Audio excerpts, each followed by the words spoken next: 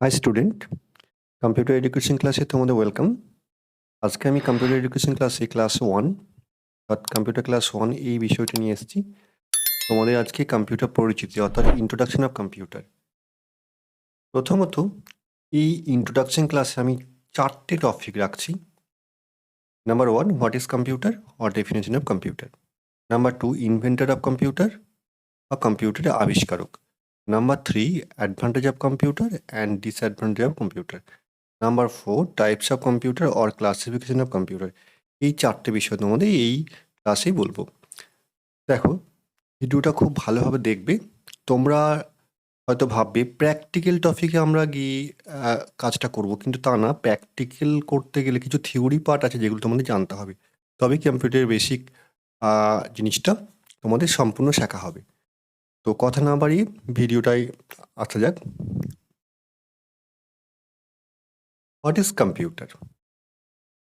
Computer কাকে বলে অর্থাৎ কম্পিউটারের সংজ্ঞা কী? এক কথায় কম্পিউটারের সংজ্ঞাটা বলা বেশ মুশকিল, তবু তোমাদের জন্য যেটা প্রয়োজন সেরকম একটা জিপ করে কম্পিউটারের ডেফিনেশনটা আমি বানিয়েছি। Computer is an electronic device which can process data or information to give us meaningful result. অর্থাৎ কম্পিউটার হচ্ছে একটা ইলেকট্রনিক ডিভাইস, ফাস্টার ইলেকট্রনিক ডিভাইস, যেটি তথ্য বা ডেটাকে অ্যাকসেপ্ট করে এবং সেটি ম্যানিপুলেট করে এবং বিশ্লেষণ করে এবং একটি অর্থপূর্ণ ইনফরমেশন দিয়ে থাকে। এই হচ্ছে কম্পিউটারের মেইন জিনিস। এখন কম্পিউটারে যে তথ্য বা ইনফরমেশন জিনিসটা কি একটু জানতে হবে। কোনগুলো তথ্য, হোয়াট ইজ ডেটা আর হোয়াট ইজ ইনফরমেশন। তথ্য বা ইনফরমেশন বলতে বোঝাই এখানে যে সার্কেল শেপের, ওভেল শেপের মধ্যে যেটি দেখতে পাচ্ছ, 3টে ভ্যালু রয়েছে। একটা 25, একটা অপারেটর প্লাস, আর একটা ভ্যালু হচ্ছে 15। এই 3টে ভ্যালু ক্যালকুলেশন করার জন্য কম্পিউটারকে আমরা দিতে পারি। এক্ষেত্রে কম্পিউটার কি অ্যান্সার দেবে? 40। এই যে রেজাল্ট দিচ্ছে কম্পিউটার, এই রেজাল্টটাই আমাদের দেবে। এই রেজাল্টটাকে আমরা বলবো ইনফরমেশন, অর্থাৎ আফটার প্রসেস করার পর যে জিনিসটা পাচ্ছি সেটাই আমরা বলবো ইনফরমেশন। আর সেই ইনফরমেশনটা বের করার জন্য যে সোর্সগুলো, যে তথ্যগুলো, যে ডেটাগুলো আমরা ব্যবহার করছি সেটাই হচ্ছে ডেটা।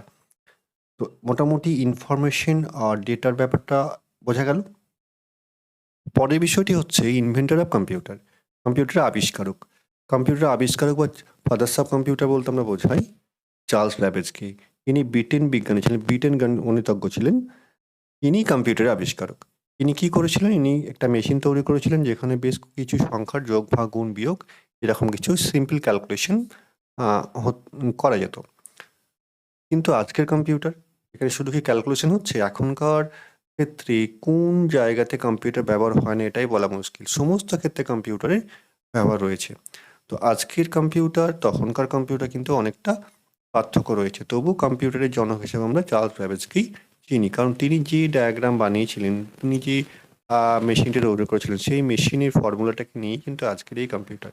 তার জন্যই আমরা চার্লস ব্যাবেজকে কম্পিউটারের জনক হিসেবে চিহ্নিত করতে পারি।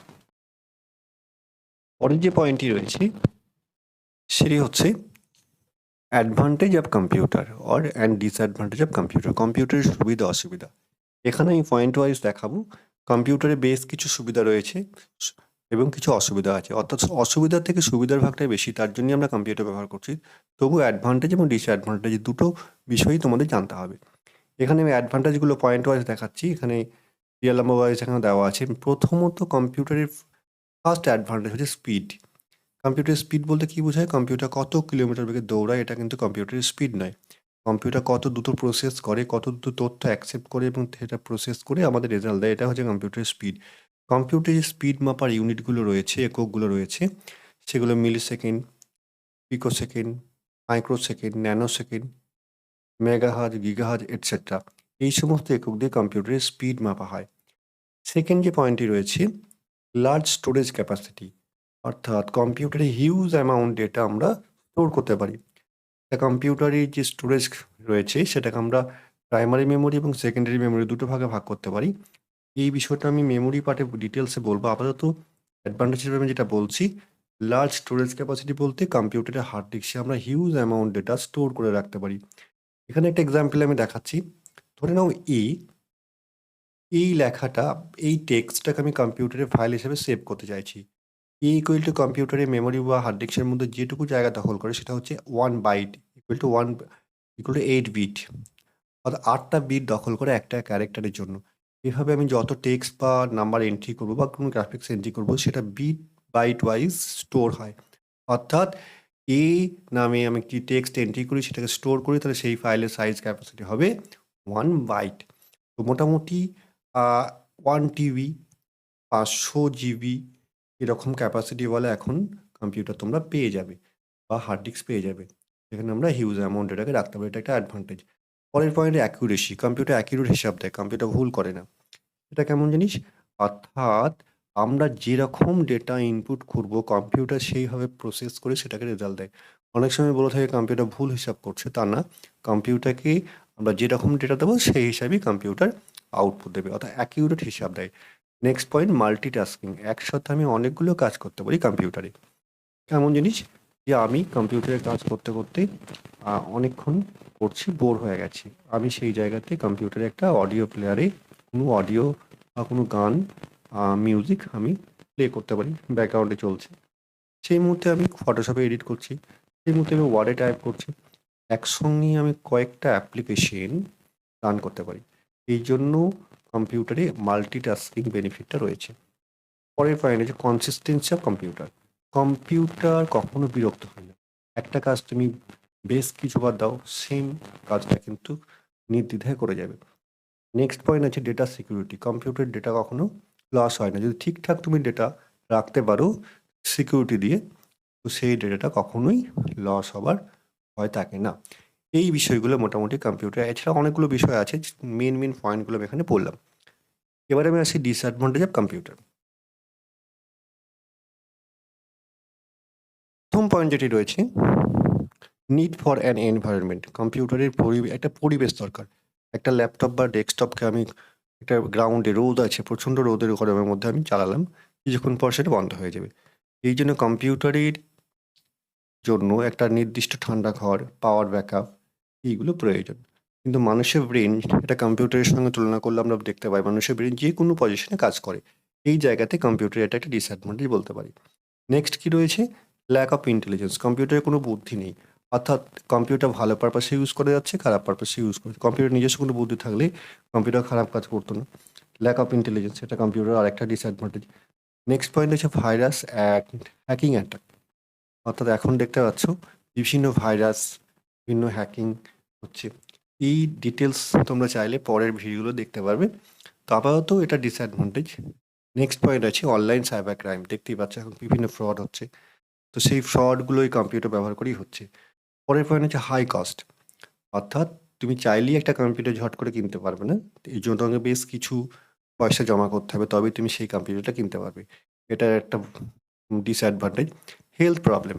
একজন ব্যক্তি ঘন্টার পর ঘন্টা কম্পিউটারে বসে আছে, তো সেক্ষেত্রে তার শারীরিক কোনো পরিশ্রম নেই, শারীরিক অন্যান্য সমস্যা তৈরি হতে পারে। এই জন্য হেলথ প্রবলেম হতে পারে। মাঝে মাঝে কায়িক পরিশ্রম বা শারীরিক পরিশ্রম করতে হয় কম্পিউটারে। একটা না বেশ কয়েক ঘন্টা না চালিয়ে ব্রেক দিয়ে কিছুক্ষণ পর পর একটু অন্যান্য কাজও করা দরকার।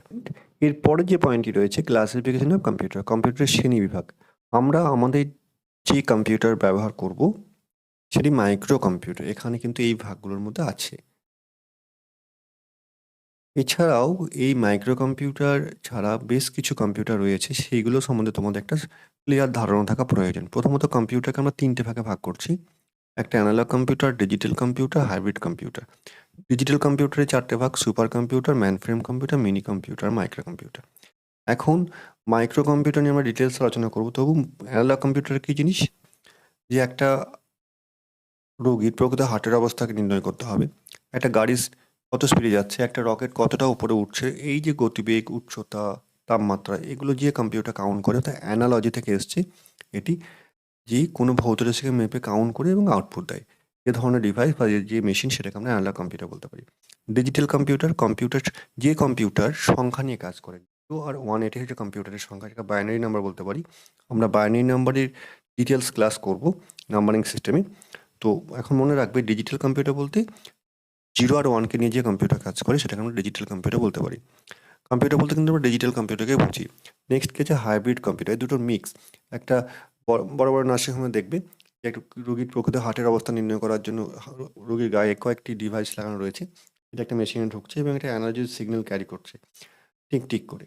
তো সেই জিনিসটাকেই ডাক্তারবাবু দেখছেন এবং প্রকৃতটা হার্টের অবস্থাটা বুঝতে পারছেন। এই যে সিস্টেমটা মিক্সিং সিস্টেম, এটাকে আমরা হাইব্রিড কম্পিউটার বলতে পারি। এবারে আসি আমরা সুপার কম্পিউটার। এগুলো একটু বলে দিই, তা না হলে কোথায় ব্যবহার একটু জেনে রাখুন। সুপার কম্পিউটার হচ্ছে সবথেকে পাওয়ারফুল কম্পিউটার যদি হয়ে থাকে সুপার কম্পিউটার। একসঙ্গে কয়েকশো ইউজার কাজ করতে পারে এবং জটিল, জটিল ইনস্ট্রাকশন দিয়ে যায় এবং এই কম্পিউটার খুব দ্রুত রিপ্লাই দিয়ে দেয়। বড়, বড় রিসার্চ সেন্টার, গবেষণাগার কেন্দ্রে এই কম্পিউটার ব্যবহার হয়। মেইনফ্রেম কম্পিউটারও বড়, বড় গবেষণাগার কেন্দ্রে ইউজ হয়। মিনি কম্পিউটার ঠিক ওই সমস্ত জায়গাতেই ইউজ হয়। এখন যেটা বললাম super computer, mainframe computer, mini computer এইগুলো পার্সোনাল ইউজারের জন্য অতটা হয় না। এটা গবেষণাগার কেন্দ্রেই ব্যবহার হয়। পার্সোনাল ইউজারের জন্য যে কম্পিউটার ইউজ হয় সেটি মাইক্রো কম্পিউটার। এটিই আমার পরবর্তী ভিডিওতে ডিটেলসে বোঝাবো। ততক্ষণ ভালো থেকো, সুস্থ থেকো।